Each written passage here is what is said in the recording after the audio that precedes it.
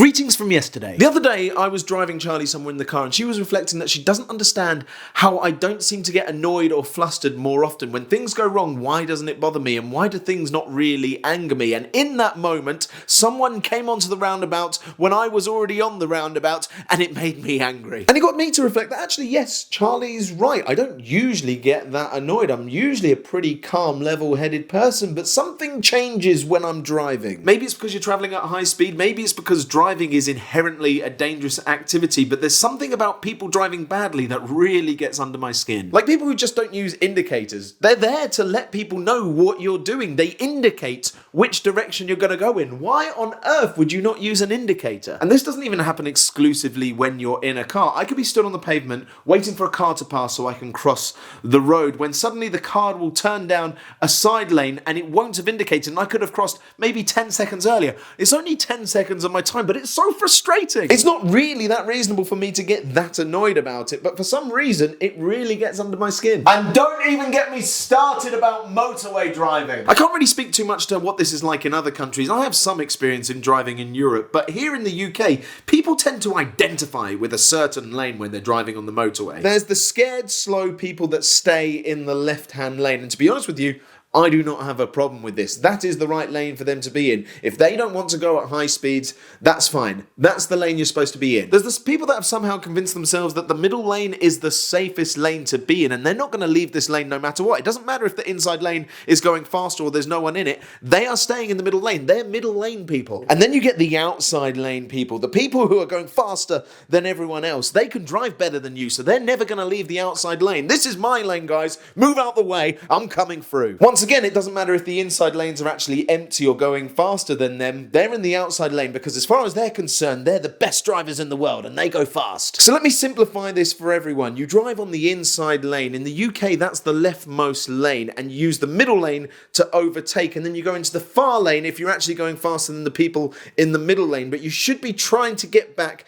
to the inside lane. That is how driving works. It's a team sport, people. You then get this weird phenomenon here in the UK, and this really applies to sort of country roads and villages where people will go one speed no matter what, and that speed tends to be around 40 miles an hour. So if it's national speed limit, if it's 60 miles an hour, this car will go 40 miles an hour. You approach a village where the speed goes down to 30 miles an hour, this car is going to go 40 miles an hour. It doesn't matter what the speed is, they're going 40. And these people usually come out on a Sunday. That's where the Sunday driver thing comes from. And the other thing that happens quite a lot on Sundays is people go out cycling. Now, I do not have a problem with cyclists. They have every right to the road as cars do. So this is not a problem with people that cycle on Sundays. Unless they're cycling 2 or 3 bikes width, but that's a completely different issue. But you do often get nervous drivers who don't want to overtake bikes. Now, it's better to err on the side of caution because you don't want to overtake a bike too closely. You need to give them a respectable amount of room, but there are some people that will never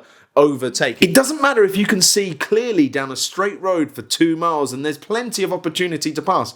They're never overtaking. Once again, it's okay to err on the side of caution, but what tends to happen is people behind them get frustrated and they try and overtake everyone, and that just becomes way more dangerous. And then, of course, you've got the people that are waiting at traffic lights and then the light goes green and they don't move. Oh my God, were you not waiting for the light to go green? What on earth are you doing? Like, the only thing you should be doing in that moment is looking at the lights, waiting for it to go green so that you can go. Like, it genuinely blows my mind that people aren't ready to go, and then I toot my horn sometimes just to let them know the lights have changed, you're allowed to go, and they get cross at me. They're cross at me for letting them know they could go when they were the ones that were sat there doing nothing when the lights changed. I think this one is particularly frustrating because that driver is distracted, and I have my suspicions that they're distracted by their mobile phones. And I can't even bring people who look at their mobile phones whilst they're driving into this rant because that's a whole other level of irresponsible that I don't think I can even joke about it. Now, obviously, I'm playing this up to be funny. I'm not driving in rage the entire time, but it is weird.